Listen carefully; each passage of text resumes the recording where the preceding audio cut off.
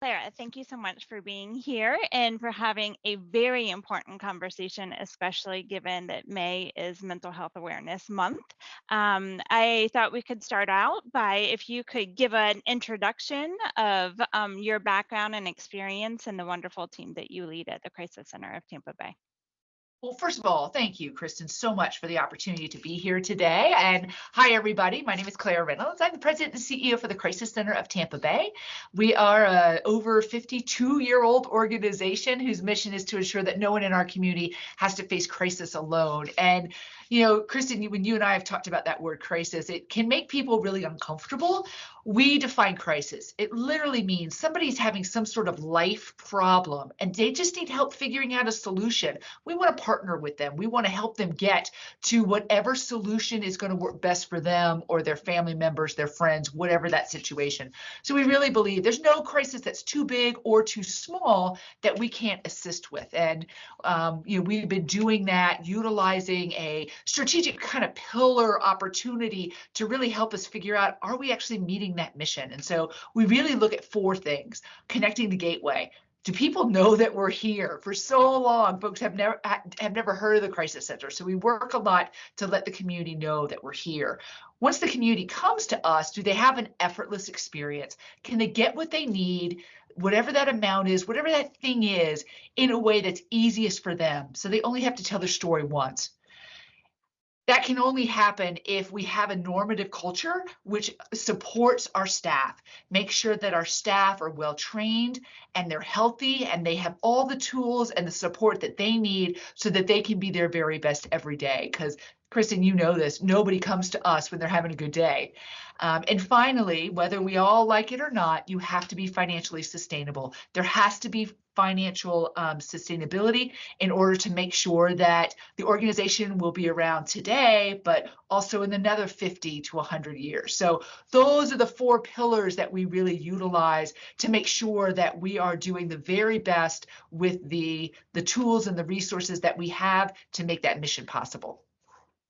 And Clara, thank you to you and the team for all that you do for the community. I mean, especially over these past few years, it's such a critical part of the support. I know that I've personally been involved with the organization and I'm on your board for the Yes. past several years.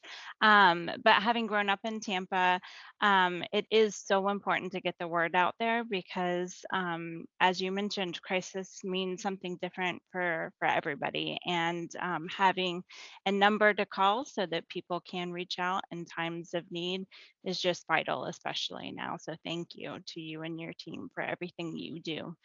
And thank you, Kristin, for that opportunity, because we do run 7 different phone lines, because I didn't actually talk about really what do we do. So we have 7 different lines, including 211, 988, a hotline that's statewide for individuals who are struggling with substance use and alcohol.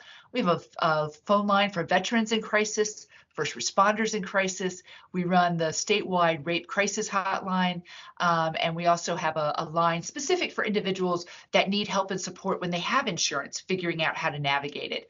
We're also our community certified rape crisis center, where we have 2 clinics that run 24 hours a day, 7 days a week. So anyone who's sexually assaulted over the age of 13, rather than going to a hospital, they come to us. We do about 360 of those exams every year.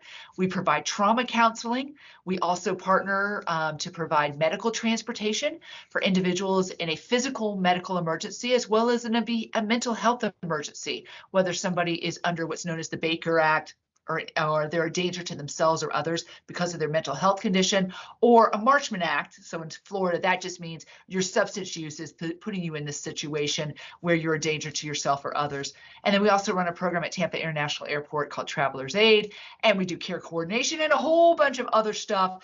So really, we tell folks, if you don't know where to go, start your journey with 211. Just call 211 and we are going to be that conduit, really that gateway to get you everywhere else that you might need, whether it's within the crisis center or one of our 4,000 different community resources that we manage a database for. No matter what it is, we've got a human service support that can meet your need during your crisis. So thank you for that opportunity. Yes, absolutely. And thank you so much for giving the overview. I think that the Crisis Center is such a wonderful example of many of the different support systems throughout our country. And so Mhm. I really, and you see such a broad spectrum of individuals, Yes. specifically in the Tampa community, though I know you also support many throughout Florida. I'd love to have an understanding, if you don't mind speaking to, what are some of the trends that you're seeing in supporting the community, and in particular, different age groups, different populations, different Mm. types of presenting issues. If you could speak to that a little bit, I think it'd be really beneficial for those out there to hear about it. Absolutely. And I think we really have to talk about pre-COVID and post-COVID. I think in the behavioral health space specifically, COVID was a game changer. Individuals who may not have ever recognized or understood mental health, suddenly it became very personal for them. They were experiencing, many times for the very first time, what anxiety looks like, what depression looks like, either for themselves or their family members or friends. And so, coupled with issues related to political unrest, social unrest, weather, economic concerns, all of these stressors have exacerbated individuals and their need for help and support.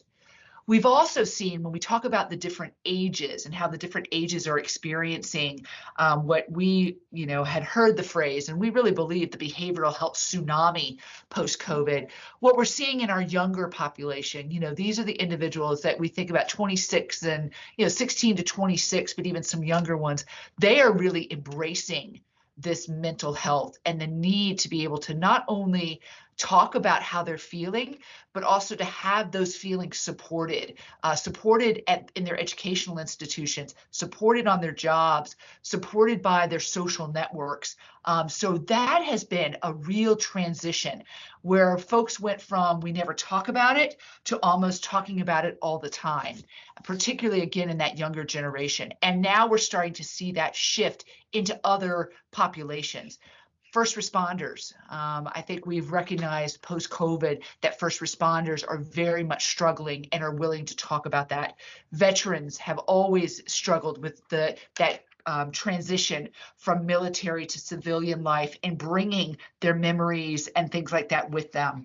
And we're also starting to see it in other groups, veterinarians, farmers, all of these different Mhm. groups that are experiencing just tremendous stress related to their work environment, their experiences, and are reaching out and asking for help. So those are just some really some specific examples that we're also seeing nationwide. I think that the other piece too is that with the launch of 988, which is the new 3-digit national crisis and suicide hotline, that rollout and the adoption by social media to push that number out to the whole country has really had a big impact. I know for us, because we answer that line, we have seen a quadrupling of the number of calls Wow. coming in, and I think that that matches what we're seeing nationwide. Now that folks recognize that they're struggling and they have a number that they can call, folks are utilizing it. I think the next phase in this process is really, okay, do we have the workforce? Do we have the resources on the community level to be able to respond? And in some communities, I think that we're having to really think about that, not just at the local level, but at the state and national level. How are we going to recruit people into this field? And really, what kind of qualifications are folks going to need in order to be able to help people who are in crisis? So I am very excited. I think this is a wonderful time to be in this field because there's so much innovation happening right now. And so many thought leaders are really coming to the forefront with new ideas and new strategies. Well, and then we really need to, because as you mentioned, with the influx of individuals who are asking for help, which I see it similarly, is just so beneficial because you'd rather them call and call Absolutely. 988 and get the support and assistance for the need, but you need the resources to be able to answer that call and to be able to support them along the way, and whether it be talk therapy or medication or Mhm. different modalities. And unfortunately, at this time, so many people have a long waiting list to be able to get in to see someone, that we Mhm. do need to innovate in order to be able to support the needs out there. So it is an exciting time from that perspective. And I know a lot of opportunity for those to go into those professions as well. So it forces us to reimagine what that looks like. Yeah, and I think that, necessity is the mother of invention, I think is how that little cliche works, and I think that's really where we are in this behavioral health space. So, the workforce issues, we all face them, right, Kristen? I mean, I know you do in your business, we certainly do in ours. And again, thinking about where is the nexus between AI, between education, partnering at the political level and making those investments in staff, but it's also at the university levels. It's all the Yeah. way around. So I love what you said about it's just such a beautiful time right now. The innovation that's happening in this space is bigger than I've ever seen it before. The other big thing too, Kristen, I just want to throw out there is telemedicine, teletherapy. Before the pandemic, you really never saw anything like teletherapy, telehealth. And now post pandemic, we recognize that not only is this a good modality, but for many people, it really is a lifeline for them. And so you see things like BetterHelp, you see some of these online platforms. So that's just some of the innovation that we're talking about that's happening. And I can't even imagine what the next 24 months is going to bring. So again, truly an exciting time. Yeah, it gives the access to care. And you mentioned post pandemic and teletherapy. As an assessment provider, we had to pivot to be able to provide our instruments digitally, and luckily we're able to do so.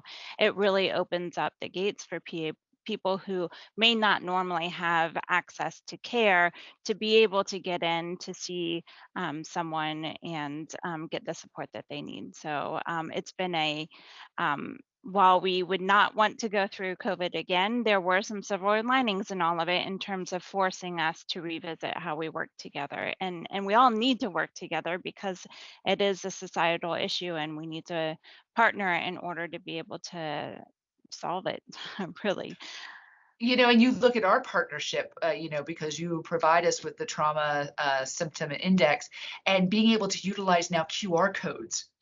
Who would have ever thought that we could Yeah. utilize QR codes so that family members and guardians can actually do those assessments, online versus the paper and pencil, 136 questions right there. Yeah. So, I mean, that innovation in of itself, I think, has come a long way. And that's just one simple example. But with our partnership with you all in that space, it's amazing, truly. Thank you. Thank you. Going back to the populations that you're serving and some of the trends, some of the colleagues that I have akin it to like a simmering pot that was already simmering, that with COVID, it sort of turned up the heat a little bit and it's boiling at a higher temperature. I always found that to be a really helpful analogy in imagining those professions, such as your first responders, that already have a stressful job and are exposed to a great deal of things that many people are not, and have to just show up the next day. It really turns up the heat with all that's going on. Are there other types of presenting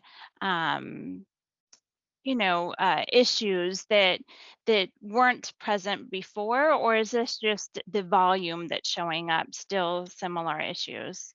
I think, Kristen, that's a beautiful question because I think it's a little bit of both. I think we are, I think more people are recognizing that they need help and they want help, so they're asking for help. But also for us on the trauma therapy side, what we have seen is that trauma therapy, what used to take, maybe about 14 weeks, Hmm. is now taking anywhere from 9 to 12 months because Wow. individuals are experiencing multiple traumas. by the time they come to us. And for those young individuals, those under the age of 18, the adverse childhood experiences that these children have had because of COVID, because of opportunities lost, because of economic stressors in the household, social stressors in Loss the of the household. family members they couldn't say goodbye to. Absolutely, and for those families where the adults may have been struggling with their own substance use or their own Right. mental health, and then you have kids that didn't have outlets. So, I mean, those are the other things that we've really seen here at the crisis center, is that for our younger patients, they are coming with multiple issues and multiple needs. And so that treatment process is taking longer, which obviously has an impact, because if Yeah. you're taking longer with one client, that means that's a space you don't have for another client, which increase wait lists. So I think that's really important that the folks that are coming forward, particularly for us, where we're providing trauma therapy, and that's, an evidence-based, very specific type of therapy that's done by a licensed clinician utilizing a set of evidence-based practices, um, to see where we used to have plenty of capacity and now we're sitting on wait lists, that's been striking for us. So I Okay. did want to mention from that perspective. Yeah, thank you. And for those out there, I know that we speak of trauma and you gave some examples. Can you give a little bit more in terms of a definition of what you consider? I like to think Sure. about our employees out there or a layperson, and just so that Right. when they think about their children or their family or what have you, that they have a definition in mind. And thank you, Kristen, for giving me that opportunity. And I apologize that I didn't No, start there no, about what no. what do we mean when we talk about trauma, right? So, I mean, trauma is some of the things that you may associate: physical abuse, sexual abuse, psychological abuse. It could be domestic violence. It could be also witnessing a violent situation. It could be, for instance, we had a couple of young boys, ages 7 and 9, who had gone with their father to a local convenience store to get ice cream after dinner, and that convenience store was held up at gunpoint. That was a trauma for those young boys, even though they weren't injured. Their father wasn't injured, nobody was hurt. That was such a traumatic event for them. We've had other people come and we had a situation where a nurse was coming home from a shift and she hit somebody. They walked out in front of her. She didn't see them. She hit them and she killed them. That was a huge trauma, as you can Right, imagine. So, really, a trauma is when somebody has experienced something so significant that they cannot continue their life the way it once was. It's impacting their sleeping or their eating. It's impacting their relationships with other people, their ability to work, all of those kinds of things. And so a trauma is kind of personal as well. What may right, be traumatic for me may not be for you, and vice versa.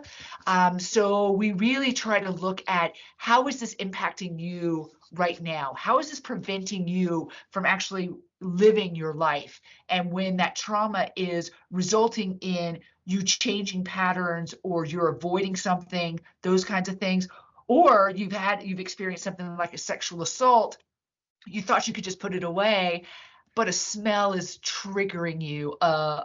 Walking into a place that has a similar lighting is causing you to, revert back to that experience. Those are all types of traumas, and we work very closely with those individuals, because one thing we know, Kristen, is we cannot take away what somebody has experienced, but what we can do is that we can provide them the tools so that they can process through that trauma, and so that they can move forward in their lives and not be stuck back here in that right. traumatic situation. And some of the readings that I've seen out there is really getting them to a place where they can live a fulfilled life and experience joy and happiness again. And that often the case, those who have many adverse events, that's a real struggle. And Absolutely.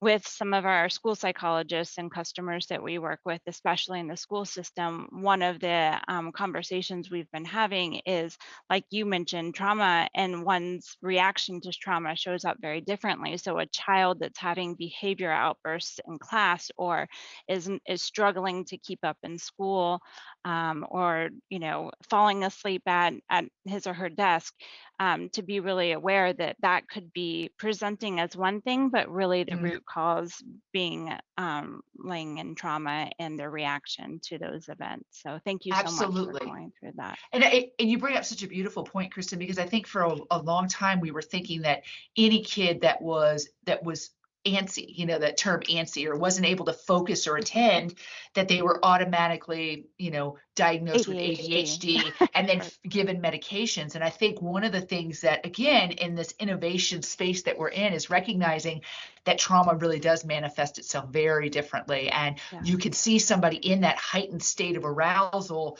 they can't sit still. So, it is so, again, it's just such an interesting time that we're in right now. And for, those folks that work in the school system, I'm very fortunate. I was a school social worker for many years. And, when you work in the school system, you come in contact with so many different Yeah. individuals. And I think now we've got better tools in our toolbox. A lot of those tools PAR provides, but I think it also helps us to really think about the importance of understanding the story, not what's Hmm. wrong with you, but what has happened to you. What journey have you walked that has gotten you to this place, to really understand all of the things that, a child or a teacher or people walk in the door with. I think that's the other really important point that we've all learned in this, is that particularly for employees, oftentimes the thought was you need to leave your problems at the door. And I think we're all recognizing you bring your whole Yes. self everywhere you go. And it's so important for employers to remember that as well. So, You were Claire, you were read my mind. That's exactly where I was going, because I often, in working with you, I'll hear a trauma-informed approach. And I am a firm believer that we are all one person. You can't absolutely. just shut it off and say, oh, that mess at home, that, or that, unrest, or problems with my child, or death of my parent. I'll just leave that there and come in and show up and be able to perform without being, distracted or impacted by that. So, with the work that your team is doing, how are some of the ways that you support them? I'd love to speak to mine as well, because as employers, as leaders, as CEOs, it's so important to keep that in mind. I think that that's how we Mm. support our teams in recognizing all of those statistics and trends that we're talking about. That's our employees, that's their families. It's not just one subset of individuals that this is impacting, it's across the board, and it's going on with all of us. So how, especially in adolescence and as a parent, how do we support our team members who are dealing with all of these issues right now? And that's such a great question. I want to say that even internally at the Crisis Center, we practice trauma informed care. I don't want to say we are, because it's a practice, and it Hmm. has to continuously be practiced. But we provide trauma informed care training to all of our staff, psychological first aid, mental health first aid, to all of our staff members. We also engage a lot in self care. We start self care at the onset, at the orientation process, helping you recognize what brought you here. Right. Many of us are in this field because we have experience in this area. So, what brought us here, and recognizing what are some things that might trigger you, and then what are you Yes. going to do about it? Because you may be on a phone call, you may be experiencing an exam, you may be in therapy, you may be on the road as a transcare employee, in a medical emergency. You can't just say, okay, I need a timeout. You've got to be able to manage your emotions. And so helping Yeah. folks be able to develop those skill sets. I think the other thing we've done too is that we've really evaluated our EAP provider, and we have changed EAP providers to actually include a provider that's much more robust. Not only are they providing that therapeutic intervention, but also life coaching, financial planning, Hmm. legal assistance. So all of these kinds of things that all go into helping you be able to, as an employee, focus. We've also been able to be very fortunate and partner with the University of South Florida to create a certification program for the workplace called the Yeah. Mental Health and Wellness in the Workplace program that really provides 7 different modules to help supervisors and managers, but also coworkers recognize what exactly is this thing called mental health, and if I recognize it, what do I do with it, and what is kind of normal and what is something that may require more intervention. So we're really proud of being able to do that work as well. We also provide other trainings to the community because we recognize so many employers are going, oh, I get it Yeah. now. I'm And what do losing I do? staff. Exactly. Or I'm losing staff to competitors because my competitors have a robust Right. behavioral health program and I don't. So that's been really fun. And I know you've done a lot in that space as well, Kristen. We have. I very much resonate with you in terms of the training. I think as a leader, it starts with modeling, learning about my own trigger points, talking through that, modeling that behavior, and really listening to our team members. And as you mentioned, providing a variety of resources for them because I think we all cope in different ways. So whether it's the Calm app or it's a benefit to be able to work out and have a gym membership to release stress that way. Mental health counseling and EAP program, financial, support. I think nowadays you need the holistic support because different people are struggling in different ways and may have different coping outlets that they need through that. But from my end, it really starts with listening and teaching the managers and supervisors on how to have these conversations. And, I think you call it a trauma informed approach, but essentially it is recognizing what's going on in the life of each member and being there for them. That doesn't mean like you mentioned, allowing them to walk off the job or not perform in their role, but being empathetic to that they might be dealing with a major life issue. And so, how do we work around that and give some flexibility as allowed in the role? So, it's it's a process, it's a practice, as you mentioned, and thank you for your role in providing some of those coursework. I know that we've taken that as well. It's very beneficial, and it allows you to practice and evolve along the way. And I really appreciate one of the things you said that just reminded me is that the interaction between supervisor and staff member.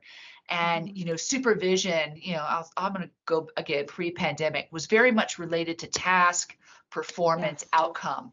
And I think once folks went home and we moved into more of this virtual environment where you don't have the water cooler conversations, you don't have a chance to see people informally to kind of notice when they're struggling. A lot of that had to happen in supervision. So Mhm. restructuring supervision to start the conversation with, how are you doing? Last week you were talking about that you were looking at putting your mother in an assisted living facility. Where are you with that? And having Yeah. those human to human conversations with Yeah. your supervisor, I think has been really important because again, folks bring their whole selves. And Yeah. if the employee feels like their supervisor actually cares about not just the outcome of their work, but care about them as a person, that's going to improve productivity. That's going to Absolutely. improve Engagement. longevity. Yes. Exactly. All of those things as well. So I think that that's the other important thing is recognizing the importance that supervisors need to understand how to have those conversations and recognize when somebody's struggling as well. It's critical because I think that they mentioned that people usually leave their jobs because of a poor supervisor, and that supervisor role plays such a critical role right now. And again, in the trauma-informed approach, as you have mentioned, I think it's also respecting those boundaries that not everybody.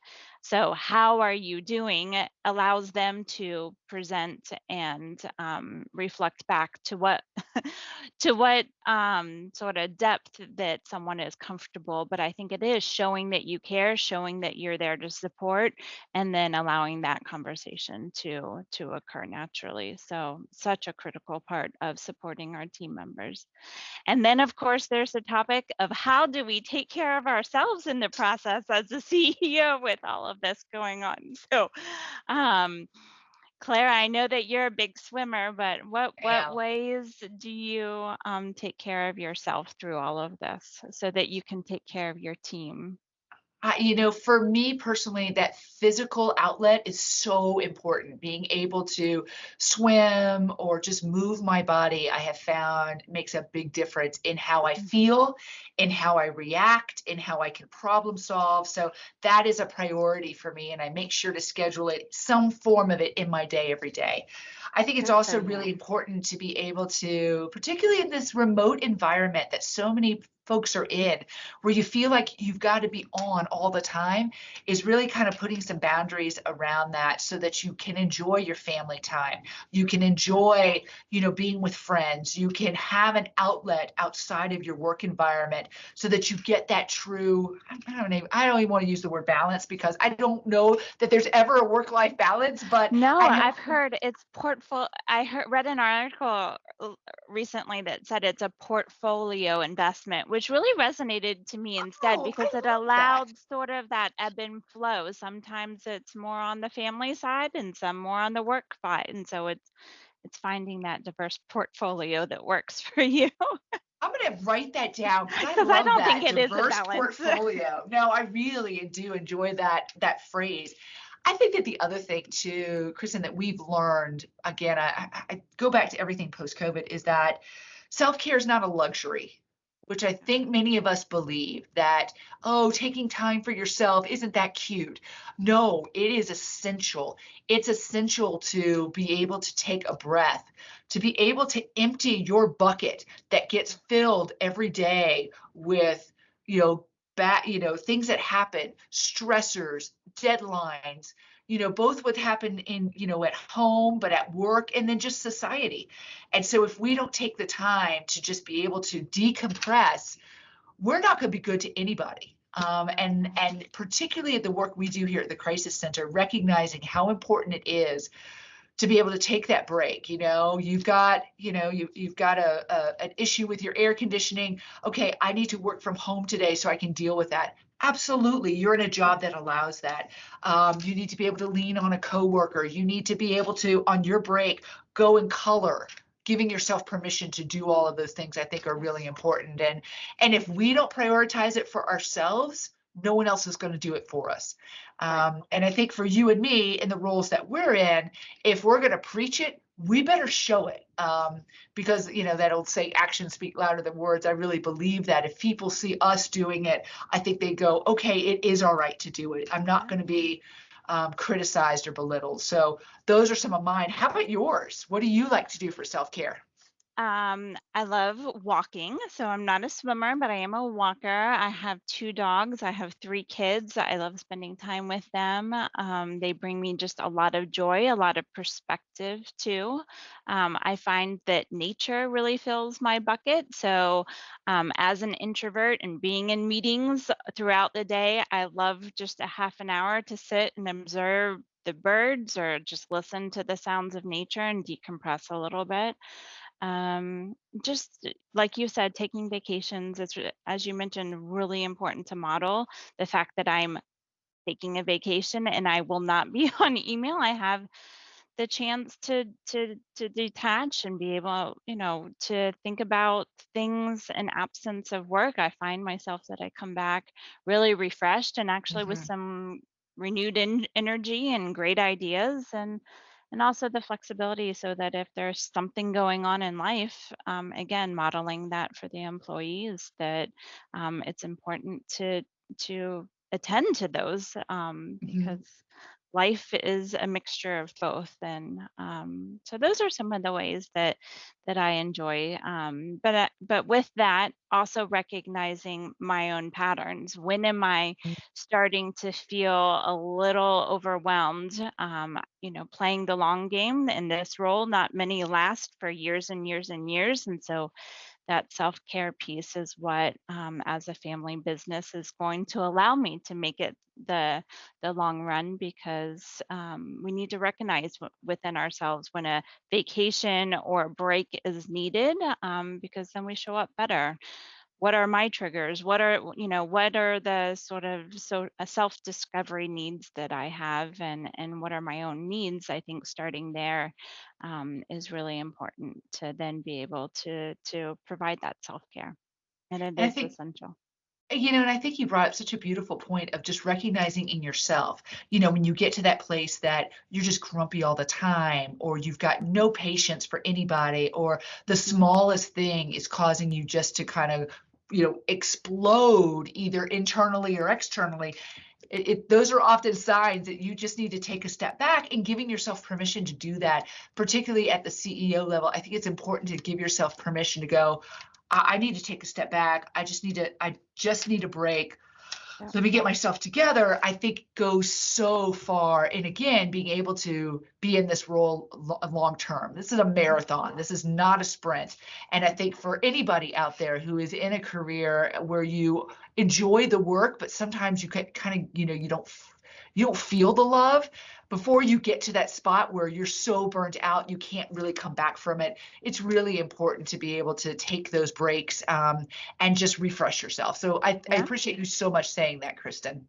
Oh, thanks, Claire. It's like turning that heat down on that kettle so it doesn't Yes. reach the boiling point. It's recognizing when it's starting to turn up in heat. So, Claire, thank you so much for taking the time to talk through this. It's so, from my perspective, so important that we get the word out there and share what you're seeing, what we're seeing, in our roles, and supporting the larger society. So I appreciate you taking the time. Anything else that you feel we need to share with others before we wrap up here?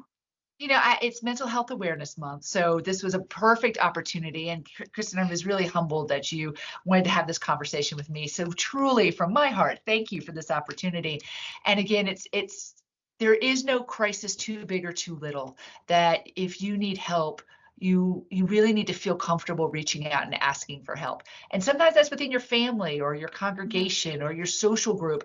And sometimes it's outside of that, whether it's your doctor or it is a social service like 211. It doesn't matter where you are in the country, 211 is available 24 hours a day, 7 days a week. So if you do nothing else from this Mental Health Awareness Month, remember 211. And if you're struggling, pick up the phone and call. Or if you see somebody else struggling, give them that phone number. Let them know help is available. And you don't have to pull out your Google to try to figure out where to yeah. go. Start your journey with 211 no matter where you are, and I promise you will get connected to the help and support that you need. Thank you so much for mentioning that, Clara. As someone who lost two friends to suicide in high school, I could not preach more the need to have that as a resource and get the word out there that that 211 number is available, and for people to use it, because reaching out and asking for help, I think, is one of the hardest things to do. And the more that we can talk about it and make it just a necessary thing to occur, is and have people such as yourself and the crisis center there to answer the call. Thank you for all that you do. So And valuable.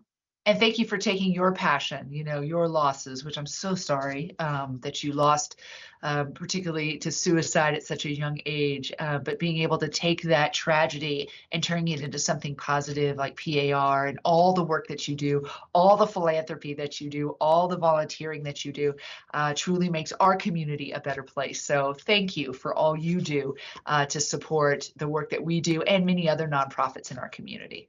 Oh, well, it's our pleasure. Thank you.